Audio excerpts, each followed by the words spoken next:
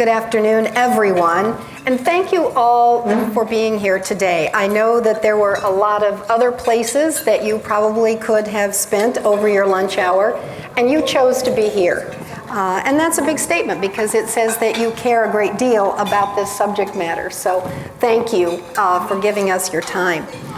That said, in the essence of time, because the congressman needs to leave a little early, we will jump into questions, and first some backgrounder. I thought it might be interesting. This sort of reminds me, Jackie, you call this an intimate setting, and it almost feels like an intimate, unique field hearing setting on the Farm Bill, because it's going to be interactive and you can ask questions. Yep. And that's sort of how a Farm Bill hearing works. So we brought one to Chicago, if you will, compliments of City Club. I also decided it might be helpful for those of you who remember David Letterman, if we stepped back in time a little bit and referenced his top 10 list. Remember when David Letterman used to do the top 10? So I created the top 10 things you should know about USDA and the Farm Bill. And not necessarily in priority, but just top 10 things you should know about USDA and the Farm Bill that you may not know. Did you know that Abraham Lincoln started the United States Department of Agriculture? And he did so during the Civil War. And did you know, number 2, that Lincoln called it the People's Department? So USDA, since the Civil War, has been known as the People's Department.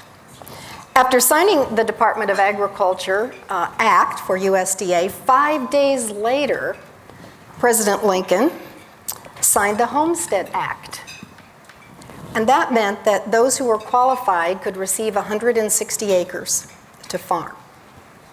So that meant, because there were those who were fighting in the Civil War on both sides, came from an agrarian setting. And who was going to be there to help produce food to feed those troops? Mm-hmm.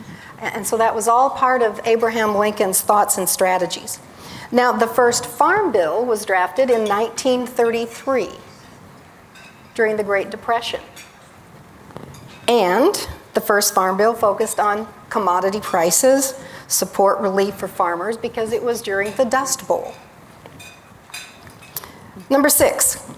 Today, USDA is made up of 29 agencies, nearly 100,000 employees, and 4,500 locations throughout the United States and even abroad.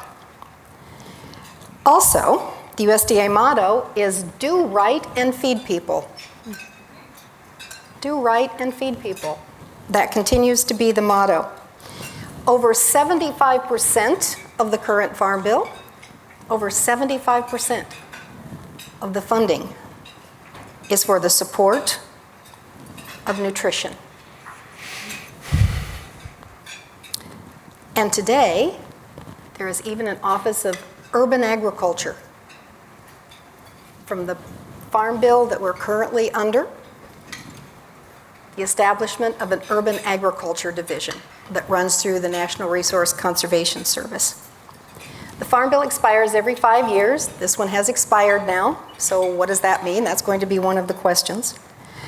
And number 10, based upon the research that the Office of Government and Accountability does, this current Farm Bill allocation for funding is $867 billion.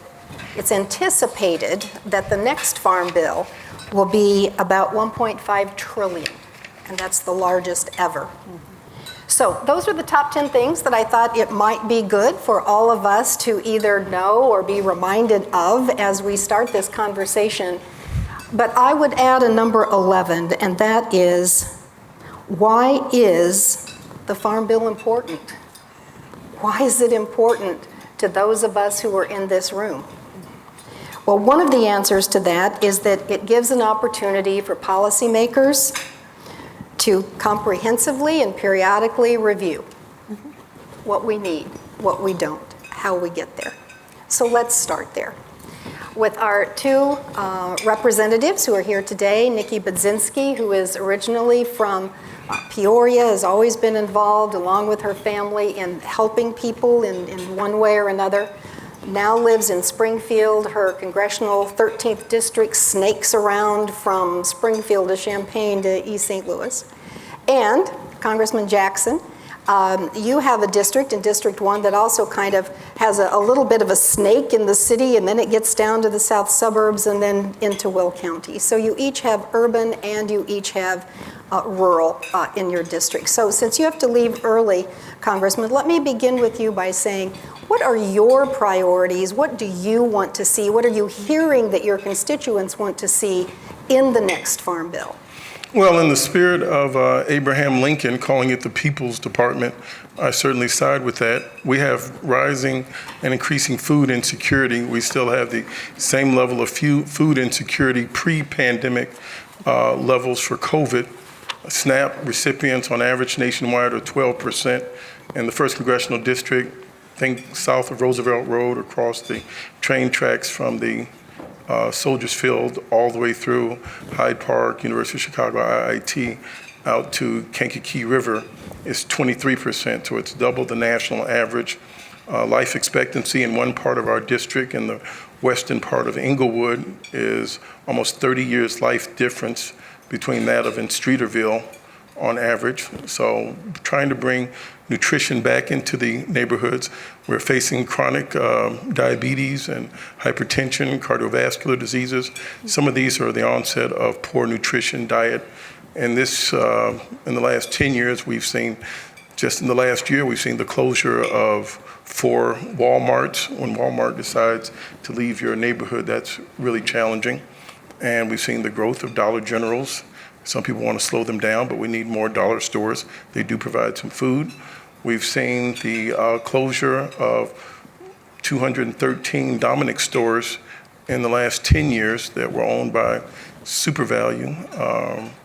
And so now we've got this food desert, if you will, on the land that's most fertile in the world. You know, Chicago is said to be the city that was meant to be where the lake and the prairies meet. And yet we've had food here for 100+ years. We've got the heart of the Ag Financial Services Center here, and the people don't have enough to eat.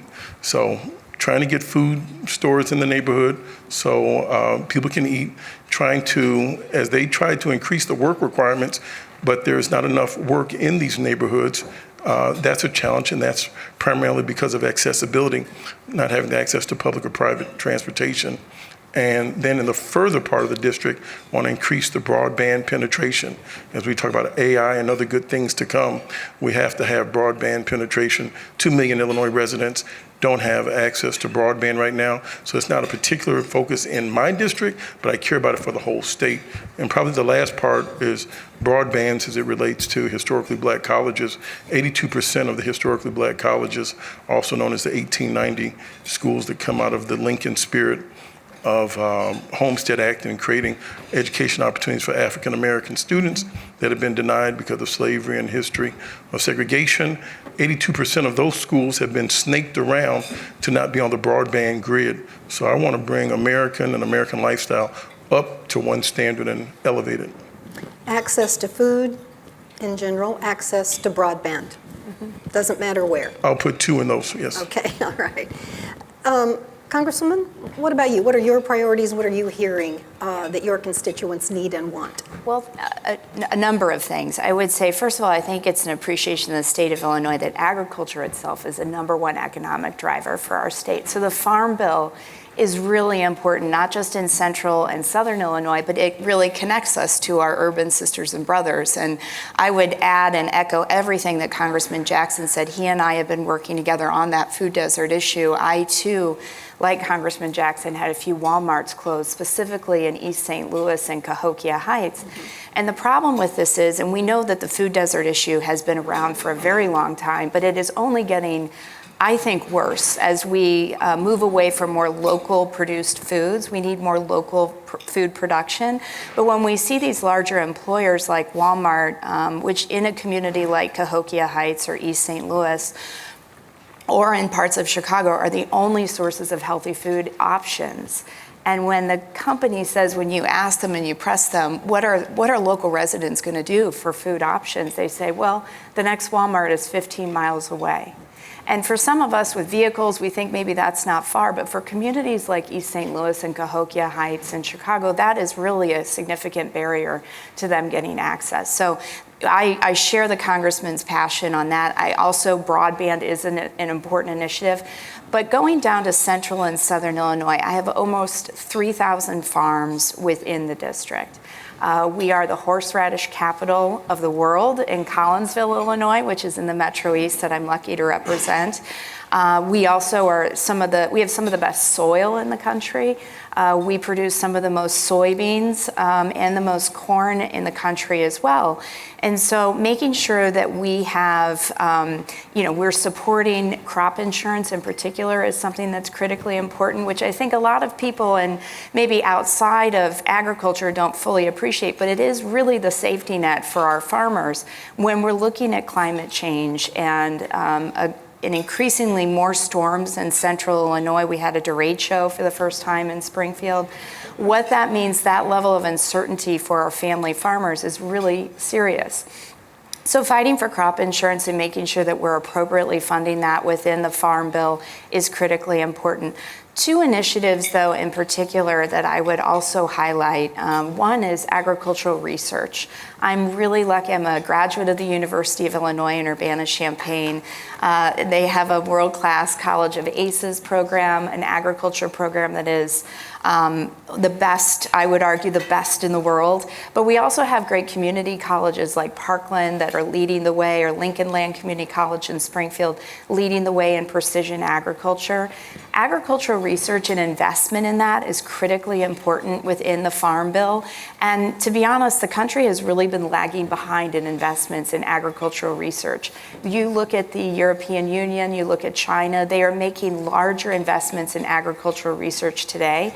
So one of the legislative proposals I've put out there is the America Grows Act, which would actually increase our investment in agricultural research by 5% over 10 years to allow us to just compete. There is so much important research that is taking place in our places of higher education, but we need to be investing in that.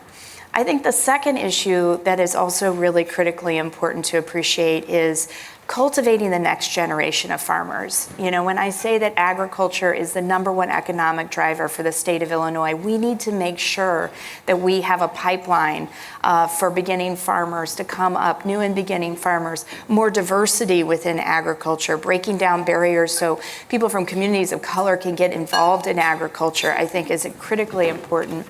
So providing low-interest loans to farmers, to young and beginning farmers, so that they can acquire land is another issue.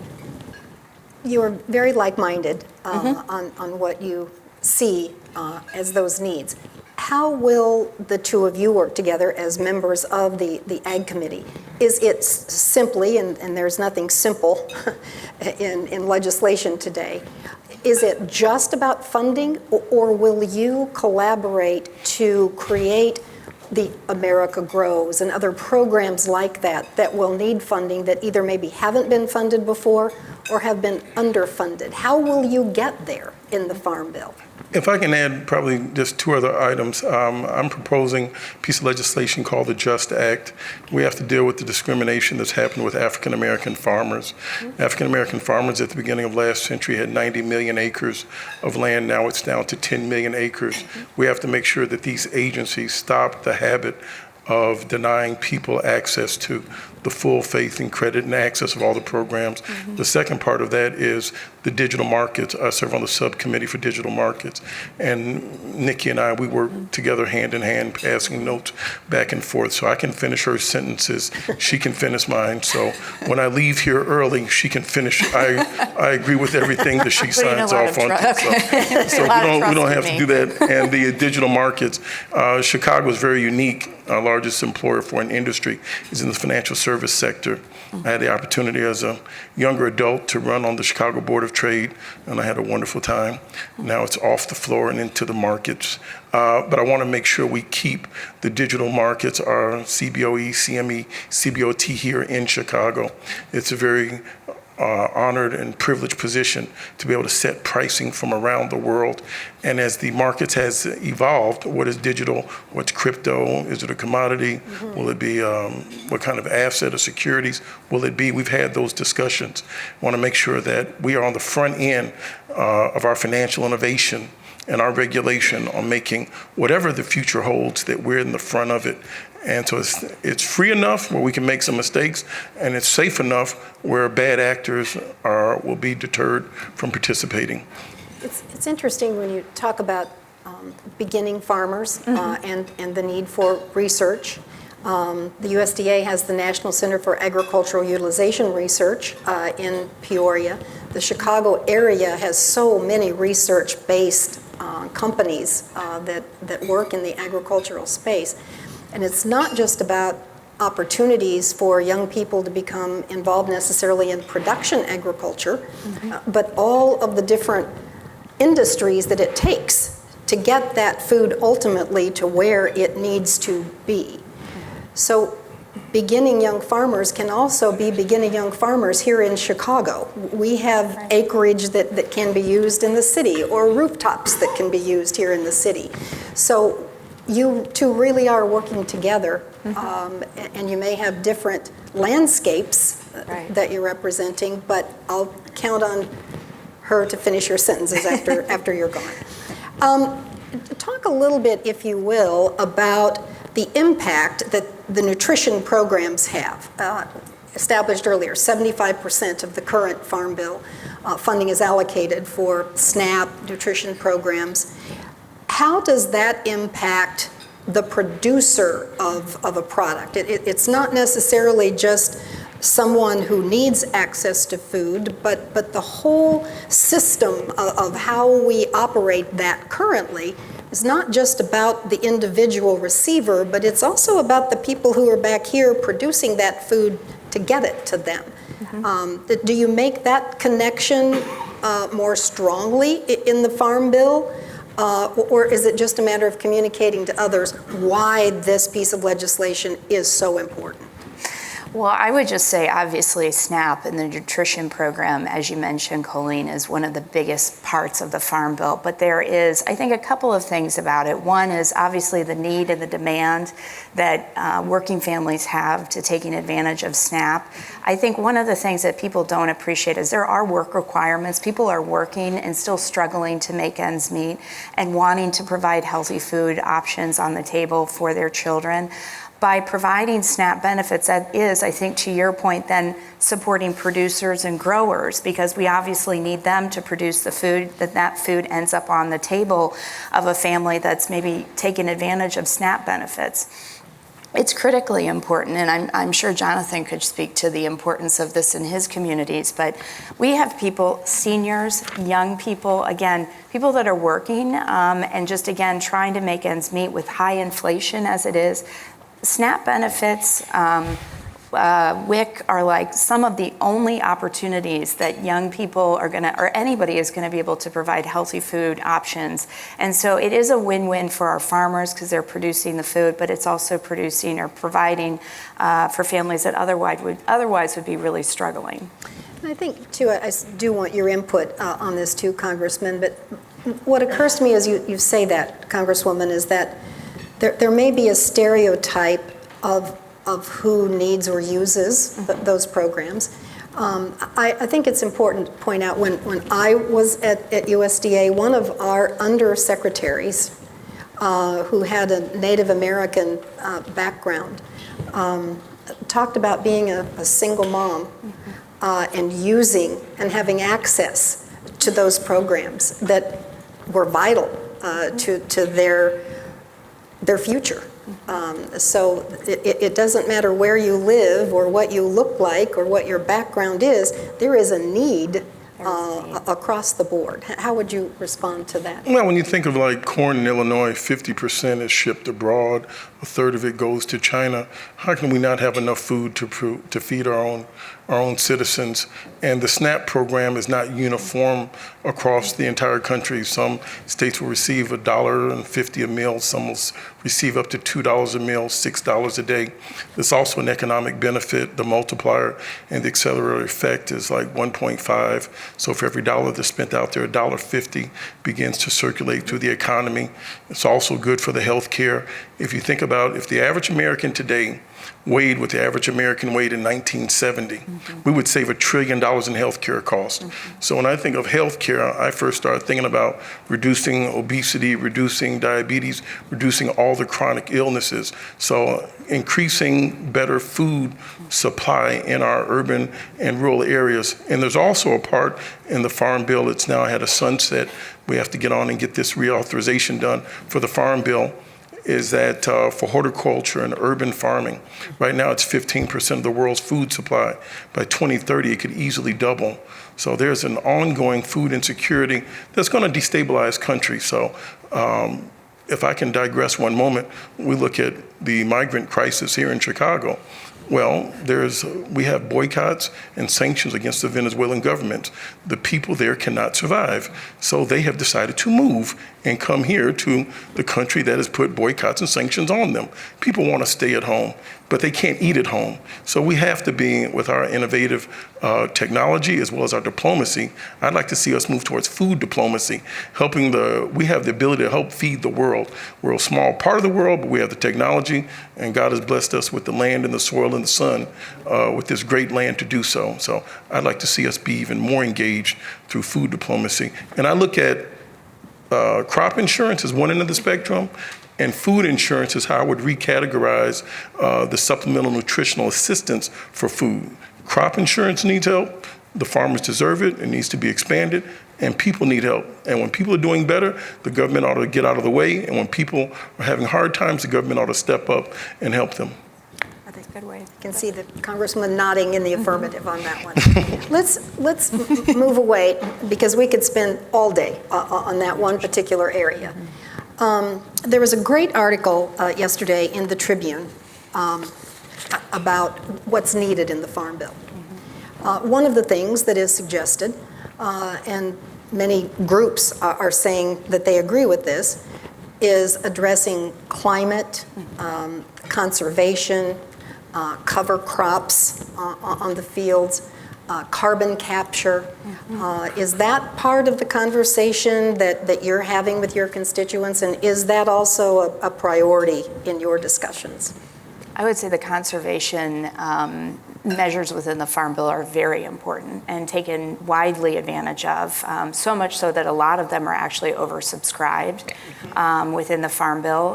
One of the things that I think is going to be an interesting interplay with the Farm Bill is in the Inflation Reduction Act, which the Inflation Reduction Act actually had $19.5 billion dedicated to climate-smart agricultural investment. I think as a lot of us on the committee, we want to make sure we're protecting that. But there is discussion about how that will interplay with some of the Farm Bill, potentially adding some of those dollars into the Farm Bill in a conservation title. There are obviously 20 titles, for those that might not know, in a Farm Bill. In the conservation, in the Title II, in the conservation program, maybe adding some of that money so we increase our baseline funding for the Farm Bill, which would be a positive, and that means every 5 years we've lifted the baseline for conservation. We really want to make sure, I'm looking at Jen Walling, we really want to make sure that we're protecting that funding. And I think there are conversations. I just had a conversation, I know Congressman Jackson, we've been meeting with our chairman of agriculture, G.T. Thompson from Pennsylvania, who is a very moderate Republican that, I think we probably both work really well with. But we also know that they're talking about changes to the conservation program. And so want to make sure we're protecting that, because especially as it relates to being in Title II, our Midwestern farmers, our corn growers, our soybean growers really take advantage of that. And what we want to make sure is we're protecting that, and we don't see that money moving into a different title to help other commodities, maybe peanut growers or those kind of further down south. Because what I have learned about the Farm Bill, and you know this better than I do, is it can become a turf war in some ways between different commodities. So obviously I want to make sure we're taking care of our Midwestern farmers, but that we are protecting our conservation programs.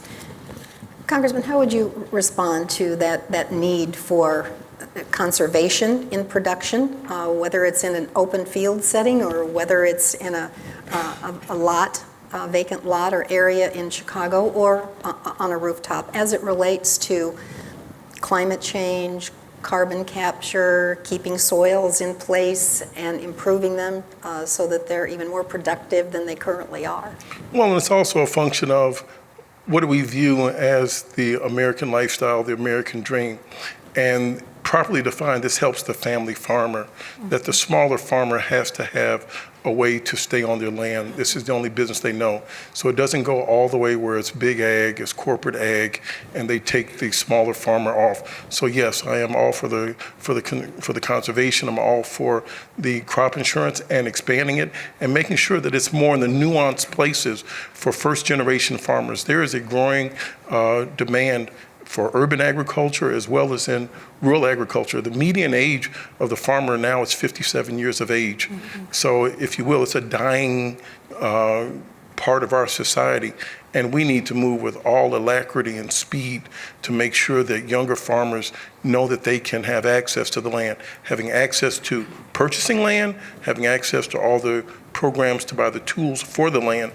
One of the things that you're also seeing is that I've met so many farmers. I've been on farm listening sessions in Missouri and Eastern Tennessee, and we've sent staffers up to Maine and so forth, is that so many farmers now are working a full-time job while they have a farm so that they can have some insurance.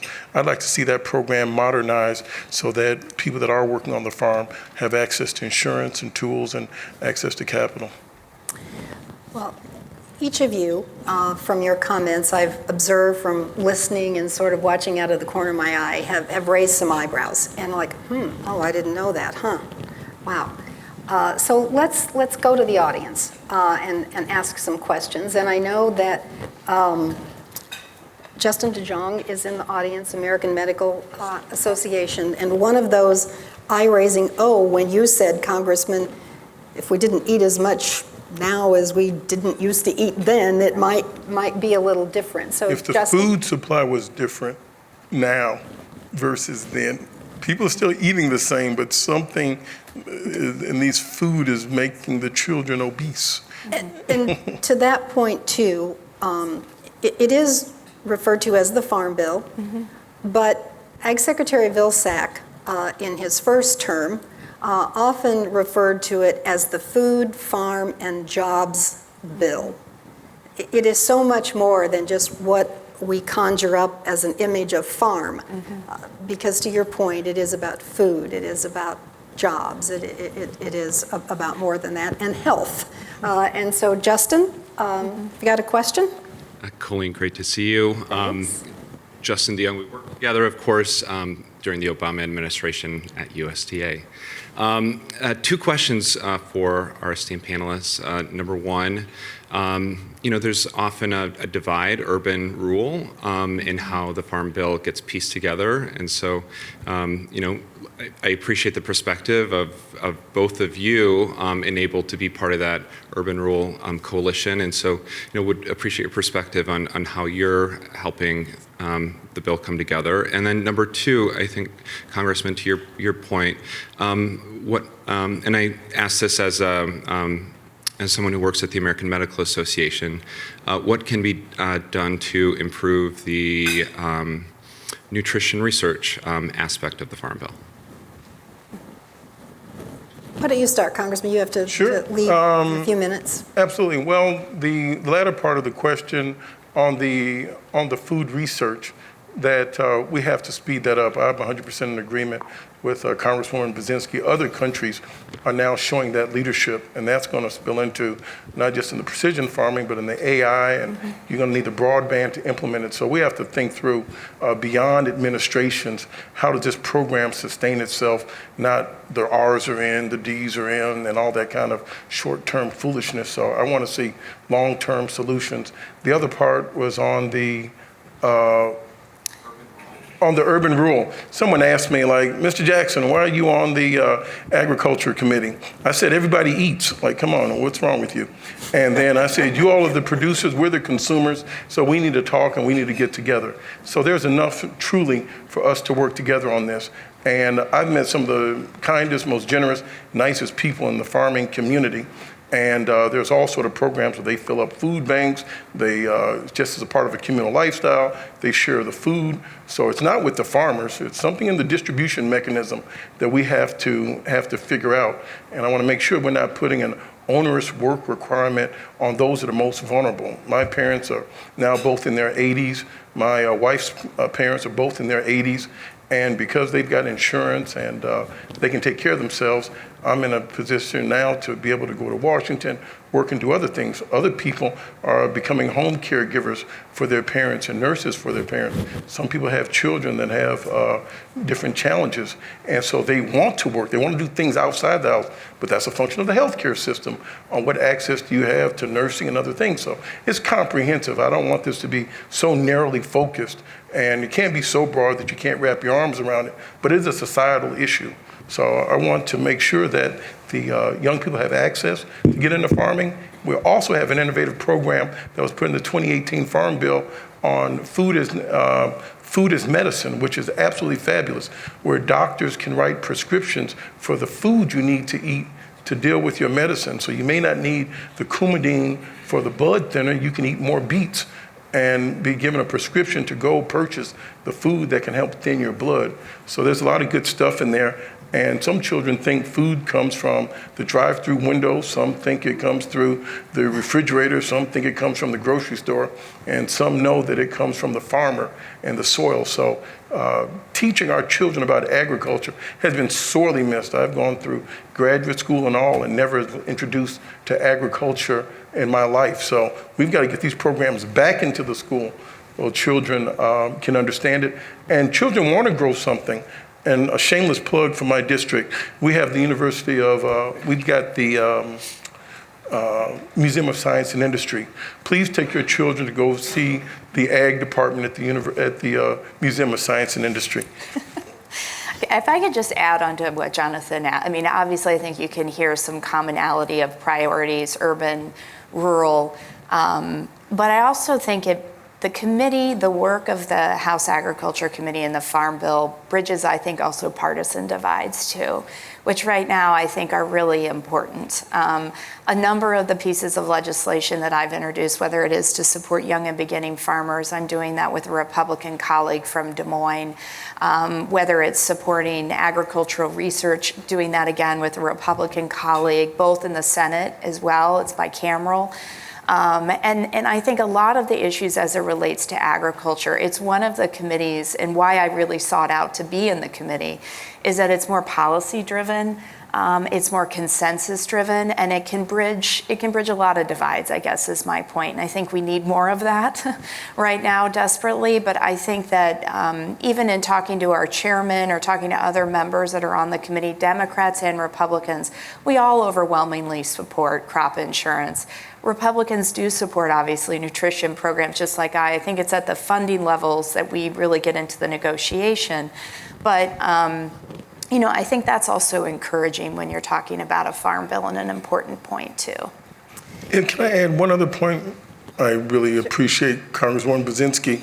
And then you find the commonality between the rural and the urban. If you live in a rural area, you're more likely to have lost jobs. You have a Dollar General, you've got antique stores, you don't have your own community bank, you don't have access to the hospitalizations and doctors.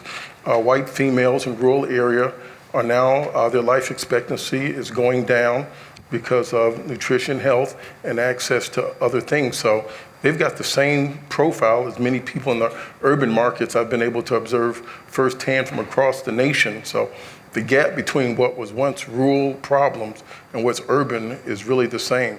We've got fentanyl issues, they've got gun issues, they've got all the same issues. So I see a lot more commonality than I do distance between the communities.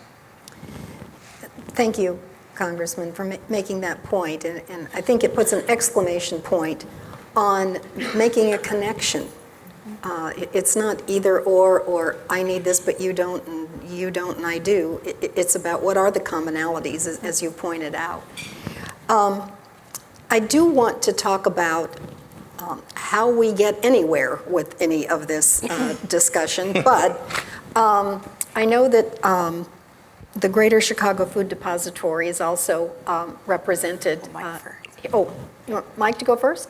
Okay. Yeah, if you don't mind, I would. No, I don't, but on deck, Chicago Food Depository, and first, our State Treasurer, Mike Frerichs, has a question. Great. First, I want to thank the members of Congress for taking time out of your schedule to speak to us before rushing off to electing your next speaker so that we can get to solving the grave international issues if this is not the topic here. But if you want to weigh in on the next speaker, I'm sure people will be interested. But my question is, you started to ask this earlier with the Chicago Tribune report on climate change and its effect on agriculture. But then I heard Congresswoman Budzinski say there's generally broad agreement in the agriculture community, Democrats and Republicans. On climate, there is not. So how does that play in these discussions? I know there's support on the Republican side of the aisle for crop insurance. Do we need to actually relabel this as climate insurance? Would that push them off? Where do you see this going? Because I think there is a growing acknowledgement from farmers that this is having an impact on them. I'm not sure their elected officials on the Republican side of the aisle are quite ready to admit that yet.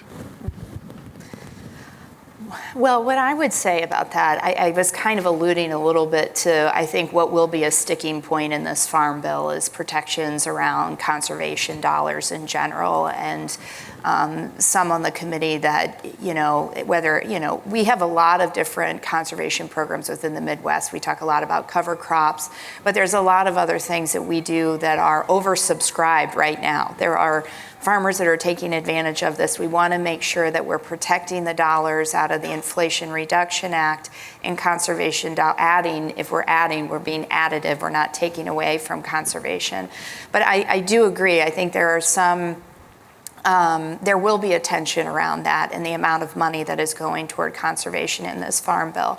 I think the other thing that I've been trying to lead on is when I talk about agricultural research, I was out at the energy farm at the University of Illinois. They're leading the way in how to create more resilient,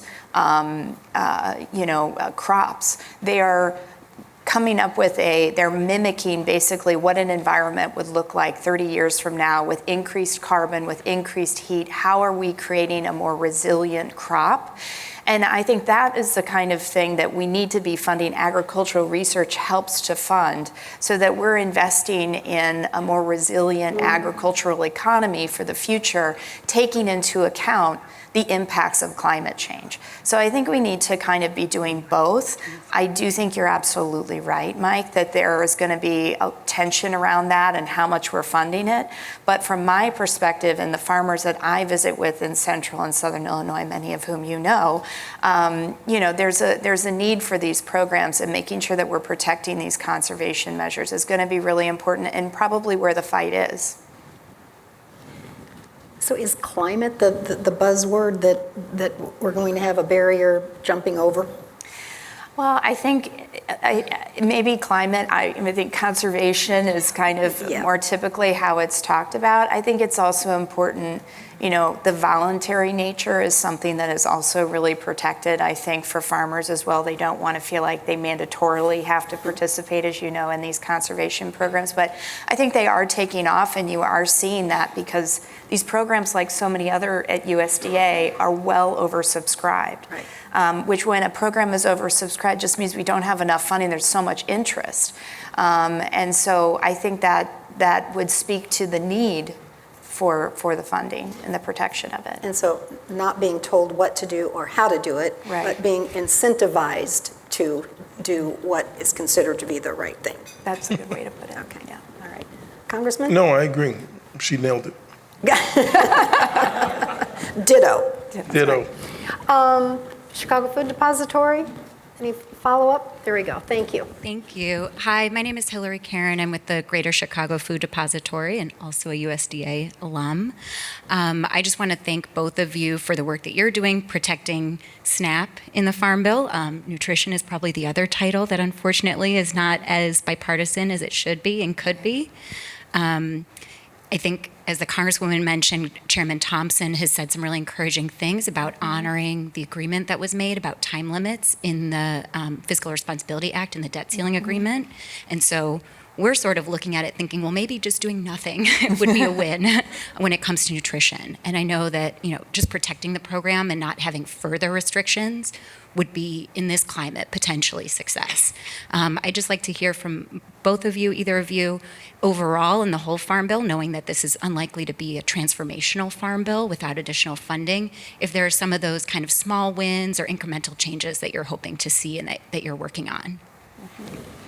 Well, I'll step on that.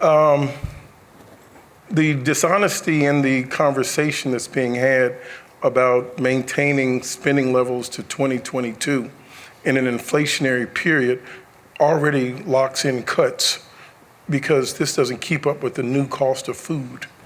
So it's a subterfuge cut to the program. The food has to be increased. Food cost has gone up across the board. And when I see senior citizens saying, the same food I bought for $90 is now $130. I put something in the grocery basket for $140, for $120, and it came out to $160, the same thing. So we have to make sure that we take the fight on, and it's really not a good place to compromise. Compromise in so many ways in this environment means defeat because people will not eat. So this is a battle that's worth fighting to increase the funding, and thank you for all that you do. I would just echo, I feel like a compromise has been reached. And that was during the debt ceiling. We compromised on additional work requirements for able-bodied people. We were successfully, I think, collectively able to protect veterans and some other more vulnerable communities from being negatively impacted by that compromise. But I agree, I feel like it is very encouraging that our chairman has acknowledged that he considers the work requirement, which is one of the more contentious parts of the Farm Bill, to be already hammered out. And I think that is how he's operating, and I've heard no different from that. I do think you're absolutely right, kind of to your second question. We all want to do these innovative take these innovative initiatives. My young farmers, I'm asking for $500 million for a USDA pilot program that was started with $50 million, well oversubscribed. Again, another USDA program that's really popular. Where are we going to come up with that other $450 million to fund a really worthwhile program? And so I do think that is kind of where the tensions lie. I think one of the things, even though the Farm Bill Colleen mentioned did expire on September 30th, it is reassuring that important titles like nutrition and crop insurance, they do continue. It's really only until we get to December 31st where we start to see real impacts. If you've not heard about the dairy cliff, and things like that, there will, or trade, that will really see impact at the end of the year. But nutrition continues, obviously, and so does crop insurance.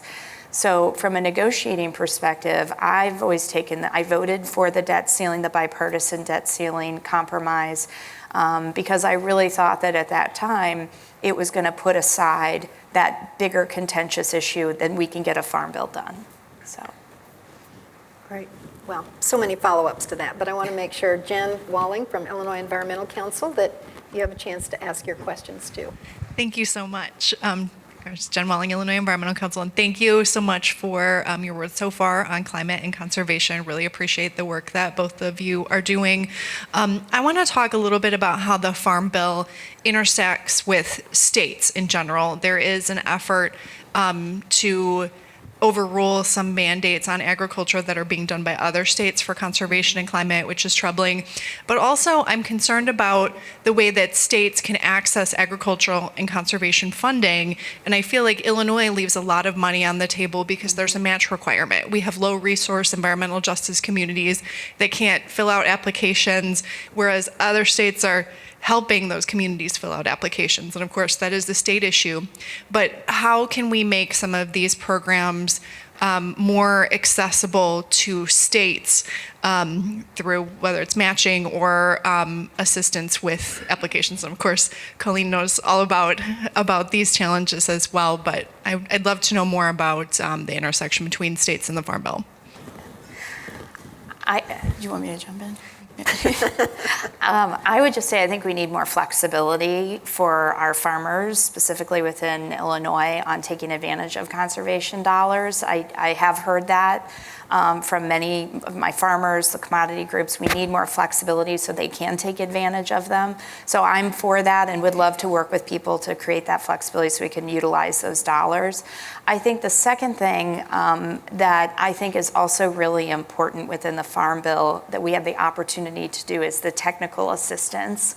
I have heard across the board, from my smaller communities to more urban communities within central and southern Illinois, it is a real challenge for smaller communities without capacity to access federal dollars. When you're talking about having to spend 26 hours on one federal grant application that you don't know at the end of the day whether you're going to get or not, who is going to help put that application together? And obviously the USDA provides a lot of that assistance, but one of the initiatives that I've also introduced is called Rebuild Rural, which would provide a really more beefed up amount of financial assistance for technical assistance so that people can access, communities can access these programs, because that is a real barrier.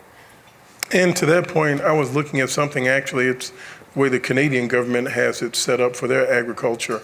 They actually push the money to the smaller municipalities and notify them that it's not at the burden of the smaller, poorer communities that don't have the management or the capacity to go seek the funding. So that is something I'm definitely looking into right now, and I've seen other countries deal with it in the opposite direction. They notify the municipality, these funds are available, fill out the application, as opposed to trying to go to a portal that leads you to nowhere that you can't navigate. Yeah, so much that I'd like to say on that. I will simply say that at USDA Rural Development, that has numerous programs now that can benefit urban agriculture, where there is no longer a population threshold, as there typically is for many of those rural development programs. The value-added producer grant can be utilized. It's a grant, and so someone has to write that grant, to Jen's point. Who does that for that entity? There are Rural Energy for America program opportunities. That's another grant that can be utilized in a more agrarian setting as well as in an urban setting. But who writes the grant? Writing grants is an art. And to Jen's point, how do we help entities and communities who need a grant writer? Right. So that's all part of this discussion as well. More questions from the audience, please. And please introduce yourself. Please forgive me. Jonathan Please forgive me, I'm Sherrill. going to have to say goodbye. Oh, pardon me? We've said all along that the congressman needed to leave, and he stayed longer than he was supposed to, so thank you. This is a big ag day for me. Secretary Vilsack of Agriculture is in the southern part of the district, and so. I think you should go meet him. Yeah. But I want to thank you. Yeah. Thank you so Bye. much. Thank you, Bye. Congresswoman. Thank you. Thank you.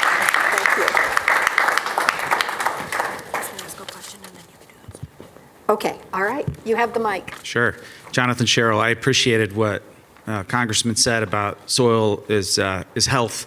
Farm Box RX is a great example of a company that's doing that now and receiving recognition from the health insurance companies for prescribing food in that way. I also appreciated what you were asking about climate. My specific question is around, are you aware of the impediments in the current federal crop program as it relates specifically to adoption of cover crop use from farmers? 20 years spent working in the food ag and beverage space with farmers and ranchers. What I'm hearing largely across the board from food companies that I've engaged with as well as farmers, they want to adopt cover crop practices. They want to armor the soil. They want to maintain a living root. But there are very specific impediments in our federal crop insurance program that are keeping them from doing that. Some talk about it through regenerative agriculture, but what I found is the unifying voice is around soil health, the principles of soil health. And so I brought a couple of articles from American Farmland Trust, if you aren't familiar with their paper they recently released in August, appealing to the Farm Bill and those involved with this policy work about those very specific impediments in the federal crop insurance program around cover cropping. So I appreciated that you mentioned that cover cropping. I also appreciate that the questions that we get from an insurance perspective is, well, what's the role of insurance? And I think what I would like to appeal and communicate is that there are very similarities to this hardened property market right now that we've seen because of these massive swings with climate impacts on the hardened market. And that effect is simply this. What we've discovered is that companies have largely underestimated their replacement costs, the true replacement costs. On top of that, they are seeing significant swings with the losses from major catastrophes, major weather events, being climate. But then you add to that inflation, and then you add to that the supply chain challenges. And I would suggest that the same indicators are there in our food system, particularly our soils, where we're treating soil as a petri dish. And so at some point in time, we come to an understanding that soil health as it's degrading is going to eventually catch up. And then at what point in time will the federal government, operating as a reinsurer through our standard reinsurance agreement, realize that they can't cover all these losses? And so that my particular question is, those impediments, are you aware of those, where the NRCS is saying regenerative agriculture, soil health, but our risk management agency is having to administer the current standard reinsurance agreement accordingly, which is at best antagonistic to those principles of soil health. So is that the right-hand, left-hand issue?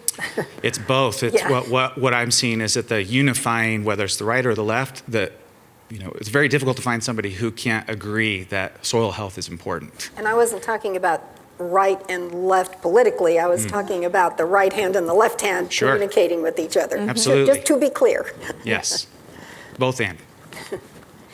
I mean, I would love to learn more about that, and how barriers to access or impact on the crop insurance program, for sure, definitely. I brought a copy of the paper if you'd like, so that I would it's love it. That served sounds up great. for you and can line it up. That sounds great. Great. Thanks for the time today. This really did turn into a field hearing. Yeah. Thank you. We do have some questions that we've received from the audience, and this one is, how can the Farm Bill create incentives, we talked a little bit about incentives earlier, for farmers, wherever they may live or work, to adopt new innovation with sustainability and technology and reduce the risk for change? You may have already answered that, so maybe just sort of repeat your answer. Well, I mean, specifically, I would imagine that within conservation, making sure that we have, I think Jen made a really good point about we do, and I have heard from farmers, we need more flexibility around how farmers get access to conservation programs in order to take advantage of it. So happy to work on doing that so they can utilize that. But I think we were talking about earlier, these are incentives, it's not mandatory, but I think that these are programs, conservation programs, that are really catching on. And I think with more flexibility, more farmers can continue to take advantage of it. Okay. Follow-up question to that response? Okay. Hearing none. What do you believe the role would be for food forests and free community gardens would be in helping to alleviate food deserts? Should it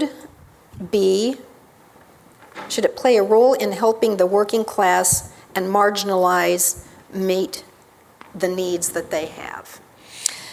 Yes, I think we need to figure out a way to create more local production of food as a way to create more options, I think, locally for people, and that could look in a variety of different ways. There are two, I'd point out, Local Farms and Food Act, and then the Farmers Market Local Food Bank Revitalization Act are two things that I've really been trying to lead on. You know, one of the things that's interesting in the state of Illinois, we have the third most farmers markets in the country. So we have a lot of farmers markets here in the state of Illinois, and that's something that we should continue to, I think, kind of grow. I think one of the things, giving credit to the governor's office, they had an initiative that actually in the district that I represent will take advantage of how to create more, it's not a grocery store, but it is actually like a market of sort that people can get regular healthy food options. And how do you break down financial barriers to making that something that can work successfully?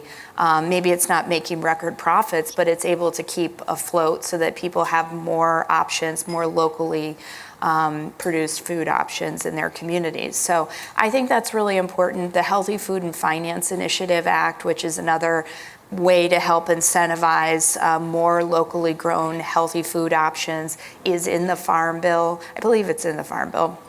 And it's something that I also have co-sponsored as just another way to provide more resources for local food production. So there's a lot out there. I think it's just, working with communities to try to get them to take advantage of it. And it's a lot easier also said than done too, One final question, and maybe a thought, since we do have state government represented, and Treasurer Frerichs has asked a question previously.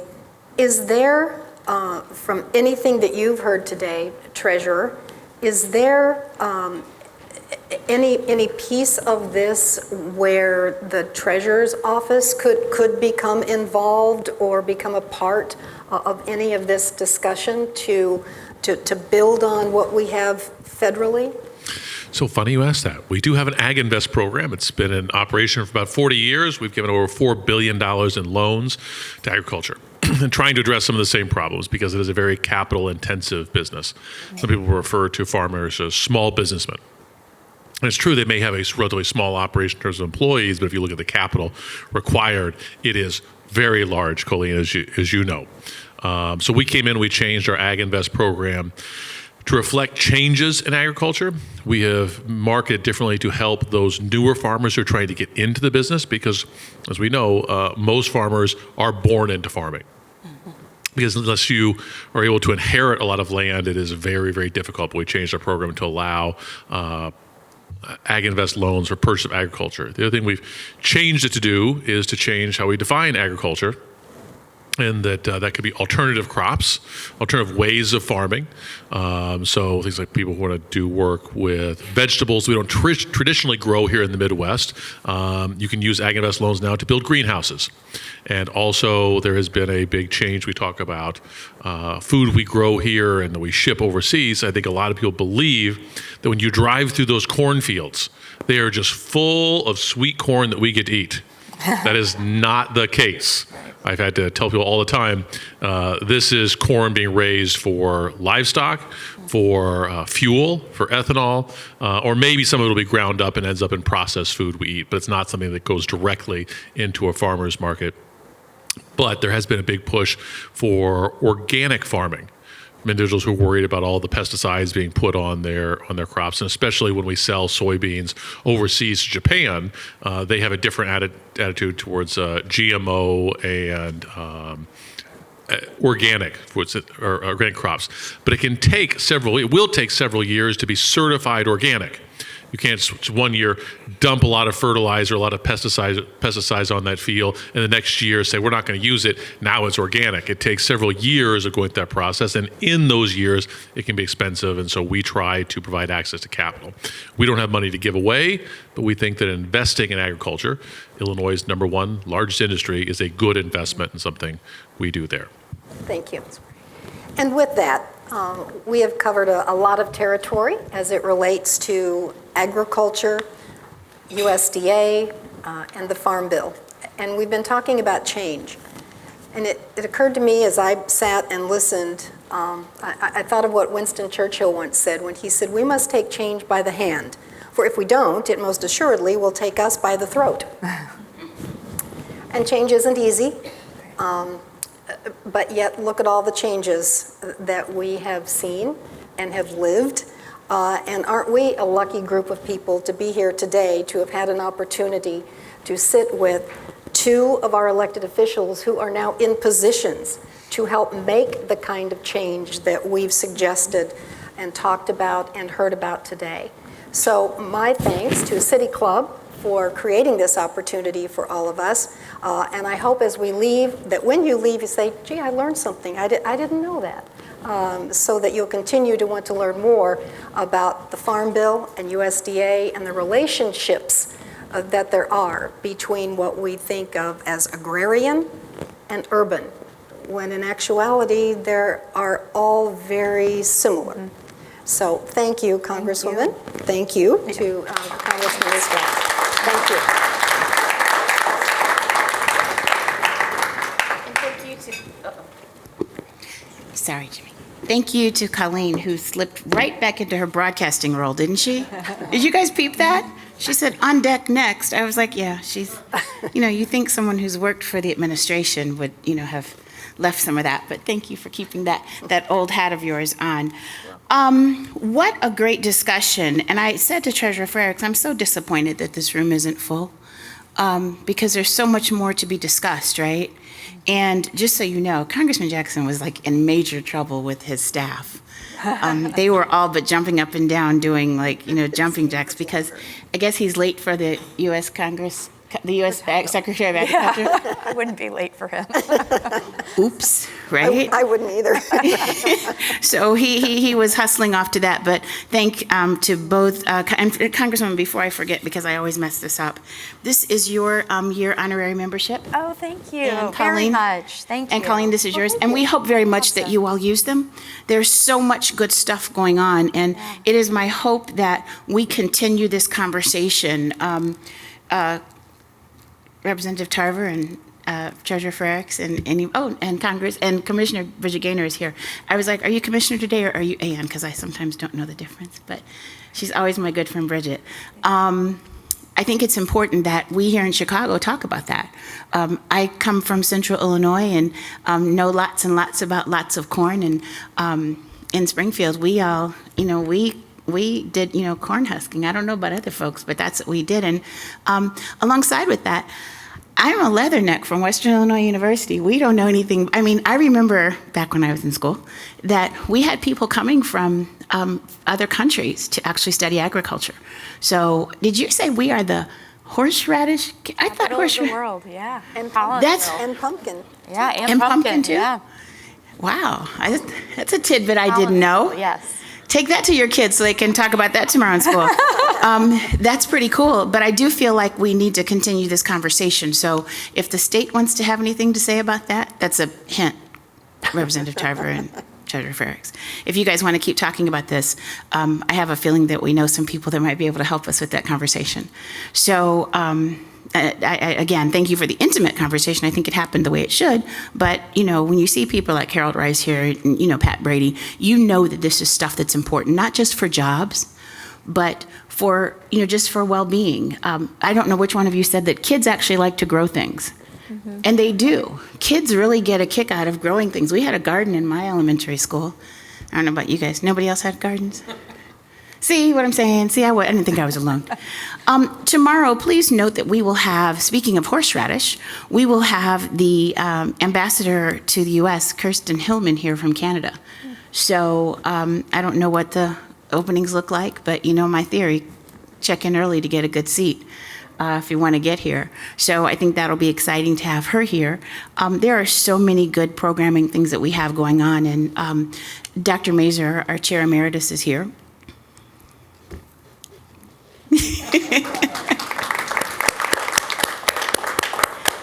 And our great audio staff, and Amanda and Dot are here from the City Club staff, and they do such a great job, and I always want to acknowledge them because this stuff doesn't happen without them. They let me go back down the street and go back to work, but they do a great job. So thank you all for being here. Colleen, we appreciate you taking the time to pull this together. Congresswoman, this means a lot to us. I was actually looking at the committee because I had not before. Wow, it's a pretty diverse committee. That's really great. Agriculture means a lot, and the Aon comment about, insurance, all of this kind of ties together. And, that commercial that says Illinois is in the middle of everything, why shouldn't we be in the middle of agriculture, right? That's pretty good, wasn't it, Harold? I thought so too. I thought that was pretty good. Thank you all so much, and you can continue to talk since I don't know how many of you actually got your food eaten, but because I think you're more busy listening. Thank you so much, and we are adjourned. Thank you.